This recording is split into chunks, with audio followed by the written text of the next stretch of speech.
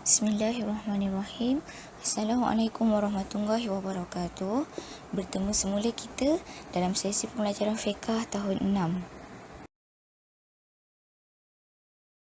InsyaAllah hari ini kita akan masuk pelajaran yang seterusnya, iaitu pelajaran yang kelima yang bertajuk faraid. Okey, ada di antara kamu yang pernah dengar apa itu faraid ataupun pernah tahu apa itu faraid? Okey, insya-Allah hari ini kita akan berbincang ataupun kita akan mengenali apa itu faraid secara ringkas dan asas. Okey, untuk pelajaran faraid ni ada 6 perkara sahaja yang kita akan lihat secara terperinci. Yang pertama berkenaan dengan pengertian faraid, yang kedua dalil faraid, yang ketiga hukum faraid, yang keempat sistem faraid, yang kelima waris-waris, dan yang keenam akhir sekali tentang hikmah faraid.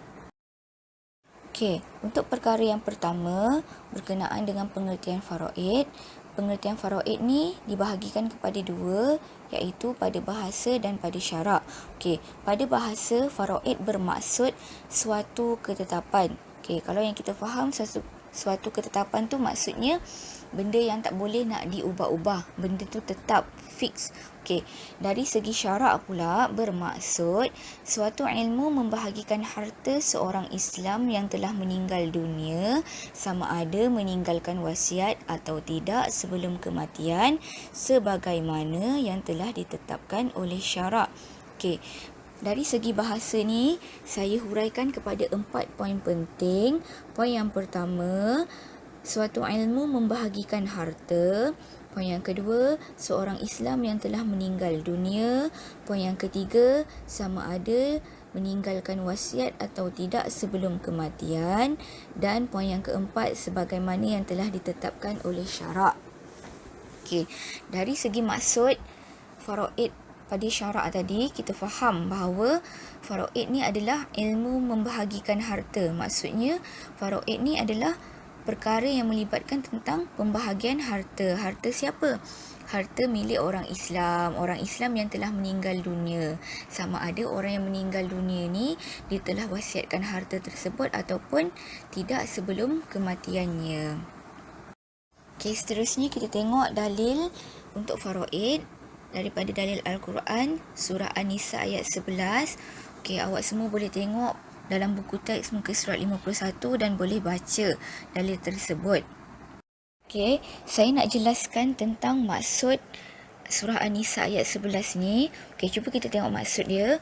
Allah perintahkan kamu mengenai pembahagian pusaka untuk anak-anak kamu, iaitu bahagian anak lelaki menyamai bahagian dua orang anak perempuan. Tetapi, jika anak perempuan itu lebih dari 2, maka bahagian mereka ialah 2/3 dari harta yang ditinggalkan. Dan jika anak perempuan itu seorang sahaja, maka bahagiannya ialah separuh harta itu. Dan bagi ibu bapa si mati, tiap-tiap seorang dari keduanya 1/6 dari harta yang ditinggalkan jika si mati ada anak. Tetapi, jika si mati tiada anak, sedang yang mewarisinya hanyalah ibu bapanya, maka bahagian ibunya 1/3. Kalau pula si mati itu mempunyai beberapa saudara, iaitu adik-beradik, maka bahagian ibunya ialah 1/6. Okey, pembahagian itu ialah sesudah diselesaikan wasiat yang telah diwasiatkan oleh si mati dan sesudah diberikan hutangnya. Ibu bapa kamu dan anak-anak kamu tidak mengetahui siapa di antaranya lebih dekat manfaatnya kepada kamu. Ini adalah ketetapan dari Allah. Sesungguhnya Allah Maha mengetahui lagi Maha bijaksana. Okey, dalam surah An-Nisa ayat 11 ni Allah dah jelas dah bahagian-bahagian harta yang akan diwarisi oleh waris-waris si mati. Dan pada akhir ayat tersebut Allah jelaskan juga ini adalah ketetapan. Maksudnya faraid ni, sistem faraid ni adalah ketetapan dari Allah. Sesungguhnya Allah Maha mengetahui lagi bijaksana. Maksudnya benda yang Allah dah tetapkan ni atas pengetahuan dan kebijaksanaan Allah. Okey, saya nak perjelaskan serba sedikit tentang pembahagian harta ni. Okey, kalau kita tengok ayat yang pertama tadi, Allah perintahkan kamu mengenai pembahagian harta untuk anak-anak kamu, iaitu bahagian anak lelaki menyamai bahagian 2 orang anak perempuan. Maksud kat sini, kalau anak lelaki tu dia punya bahagian harta dia adalah 2/3 dan anak perempuan tu 1/3. Okey, tapi Allah jelaskan kat situ. Tetapi jika anak-anak perempuan itu lebih dari 2, maksudnya anak dia perempuan, anak perempuannya adalah 3, 4 dan seterusnya. Lebih daripada 2. Maka bahagian mereka ialah 2/3. Kalau anak perempuan si mati tersebut 3 orang, 4 orang, 5 orang ataupun lebih daripada yang saya sebutkan tadi, maka bahagian harta mereka adalah 2/3. Okey, jika anak perempuan itu seorang sahaja, kalau anak perempuan tu seorang sahaja, dia akan dapat separuh harta. Separuh harta maksudnya 1/2 bahagian harta. Okey, tengok ayat yang seterusnya pula. Dan bagi ibu bapa si mati, tiap-tiap seorang dari keduanya 1/6 dari harta yang ditinggalkan jika si mati ada anak. Okey, maksud kat sini, kalau orang yang meninggal dunia tu, dia masih mempunyai anak, ibu bapanya, tiap-tiap seorang daripada ibu bapanya akan dapat 1/6 sahaja. 1/6. Okey, kita tengok pula yang seterusnya. Yang kat sini Allah bagi tahu pula. Tetapi jika si mati tiada anak, sedang yang mewarisinya hanyalah ibu bapa, maka bahagian ibunya 1/3. Okey, kat sini Allah bagi tahu kalau yang meninggal tersebut dia memang tak ada anak. Dia langsung tak ada anak, maka yang mewarisi hartanya terjatuh kepada kedua ibu bapanya. Dan bahagian ibunya akan menjadi 1/3. 1/3 tu, 1/3 bahagian. Okey, tengok ayat yang seterusnya pula. Kalau pula si mati itu mempunyai beberapa saudara, maka bahagian ibunya 1/6. Okey, kalau si mati tu dia tak ada anak, lepas tu yang warisi tadi hartanya macam saya kata adalah ibu dan bapanya. Okey, tapi kalau dia masih ada adik-beradik, maka bahagian ibunya akan jadi 1/6, iaitu 1/6 daripada bahagian harta. Okey, tapi kita kena ingat kat sini, Allah bagi tahu pembahagian harta ni dibuat setelah sudah selesai wasiat yang telah diwasiatkan oleh si mati. Maksudnya pembahagian mengikut faraid ni, bahagian-bahagian yang akan diterima oleh waris ni, dia adalah mengikut wasiat yang telah diwasiatkan oleh si mati. Maksudnya kalau harta-harta si mati tu telah diwasiatkan, bahagian ni nak bagi ke anak yatim, maksudnya benda tu kena selesaikan dulu, dan segala hutang si mati kena diselesaikan dahulu. Okey, lebihan daripada harta tersebut, peninggalan harta tersebut, barulah difaraidkan, dibahagikan. Bukannya harta dia dapat terus daripada awal-awal dia meninggal tu terus nak faraidkan, tak. Kena tengok dulu hutang si mati tu berapa banyak dan apa yang telah diwasiatkan. Kena settlekan dua perkara tersebut, barulah boleh rujuk kepada faraid berkenaan dengan pembahagian harta kepada waris-warisnya. Okey, saya harap awak faham. Kalau awak tak faham, awak boleh ulang balik bahagian ni, dengar balik penjelasan saya satu persatu.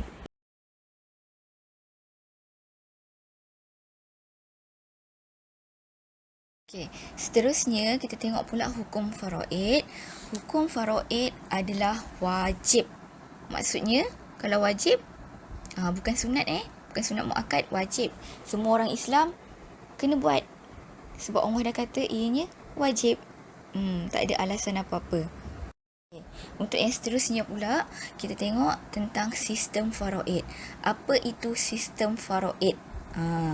Okey, apa yang dimaksudkan dengan sistem faraid? Sistem faraid ialah suatu sistem yang sah berdasarkan kepada Al-Quran dan As-Sunnah dan ijma' ulama'. Okey, kat sini ada 3 poin penting. Poin yang pertama, suatu sistem yang sah. Poin yang kedua, berdasarkan kepada Al-Quran. Poin yang ketiga, dan As-Sunnah dan ijma' ulama'. Okey, maksudnya sistem faraid ni adalah sistem yang sah berdasarkan 3 perkara. Perkara yang pertama, berdasarkan rujukan Al-Quran. Yang kedua, As-Sunnah dan ijma' ulama'. Apa yang dimaksudkan dengan ijma' ulama'? Ijma' ulama' adalah kata sepakat daripada ulama'. Ulama' tu siapa? Orang-orang yang berilmu, yang faham tentang Islam lebih dalam. Okey, kita tengok pula huraian bagi sistem faraid. Okey, sistem faraid ni ialah dia sama seperti hukum solat, zakat, muamalat dan hudud. Maksud hukum solat, zakat, muamalat, hudud tu semua wajib kat kita kan? Okey, ia wajib diamalkan dan dilaksanakan serta tidak boleh diubah atau diabaikan kerana ia adalah syariat Allah. Tadi kita dah tengok hukum dia adalah wajib. So, kita tak boleh abaikan. Kita kena laksanakan. Sebab apa kena laksanakan? Sebab ia adalah sebahagian daripada syariat Allah. Macam hukum solat, zakat semua tu. Sebab adalah syariat Allah. Syariat Allah adalah benda yang Allah tuntut untuk kita laksanakan dan perlu kita laksanakan. Okey, perkara yang seterusnya, yang kelima tentang waris. Okey, waris terbahagi kepada dua, iaitu waris lelaki dan waris perempuan. Dua saja. Tak ada lelaki untuk kanak-kanak ke lelaki dewasa, tak. Dia terus je. Waris lelaki dan waris perempuan. Okey, kita tengok waris-waris lelaki yang boleh mewarisi harta. Terdapat 10 orang yang layak mewarisi harta bagi waris lelaki. Yang pertama, anak lelaki. Yang kedua, cucu lelaki kepada anak lelaki dan ke bawah. Ini cucu kamu. Lepas tu, cicit dan seterusnya. Yang ketiga, bapa. Yang keempat, datuk. Kelima, adik-beradik lelaki seibu sebapa, sebapa atau seibu. Okey, yang ini adik-beradik lelaki seibu sebapa, yang sama ayah dengan mak seibu sebapa. Adik-beradik kandung. Yang kedua, lepas tu dia kata adik-beradik sebapa. Adik-beradik kandung juga, seibu pun sama juga. Adik-beradik sebapa maksudnya sama ayah lain mak. Adik-beradik seibu sama ibu lain-lain ayah. Okey, yang keenam, anak lelaki kepada adik-beradik lelaki seibu sebapa. Okey, adik-beradik seibu sebapa awak. Okey, anak lelaki. Contoh anak abang awak. Macam itulah. Yang adik-beradik awak lelaki seibu sebapa. Okey, yang ketujuh, bapa saudara sebelah bapa seibu sebapa. Okey, yang ini adik-beradik ayah kita. Bapa saudara sebelah bapa. Pakcik awak lah. Seibu sebapa. Yang seibu dengan sebapa sebelah ayah awak. Okey, seterusnya, anak lelaki kepada bapa saudara sebelah bapa seibu sebapa. Anak lelaki kepada bapa saudara. Pakcik makcik awak tadi, anak lelaki dia. Anak buah awak yang seibu sebapa. Bapa saudara awak tu seibu sebapa. Okey, yang kesembilan, suami. Dan yang akhir sekali, orang yang memerdekakan hamba. Apa yang dimaksudkan dengan orang yang memerdekakan hamba ni? Kalau zaman-zaman sahabat dulu, ada golongan-golongan hamba. Dia pergi beli hamba tersebut, dia merdekakan hamba daripada tuannya. Yang itulah maksud orang yang memerdekakan hamba. Bukan golongan hamba, orang yang memberi kebebasan kepada hamba tersebut. Okey, kita tengok pula waris perempuan yang boleh mewarisi harta. Ada 7 golongan waris perempuan yang layak menerima harta. Yang pertama, anak perempuan. Yang kedua, cucu perempuan kepada anak lelaki dan ke bawah. Okey, kalau ada anak lelaki, cucu perempuan daripada anak lelaki. Bukan anak perempuan, anak lelaki sahaja dan ke bawah. Yang seterusnya. Yang ketiga, ibu. Keempat, nenek dari sebelah ibu atau bapa dan ke atas. Ni nenek-nenek awak sebelah ibu awak ataupun bapa awak. Nenek ke wan ke tok ma ke sebelah ibu ataupun sebelah bapa. Okey, dan ke atas. Maksudnya lepas nenek apa? Nenek nyang, lepas tu ada moyang, apa benda tak lagi, macam-macam seterusnya.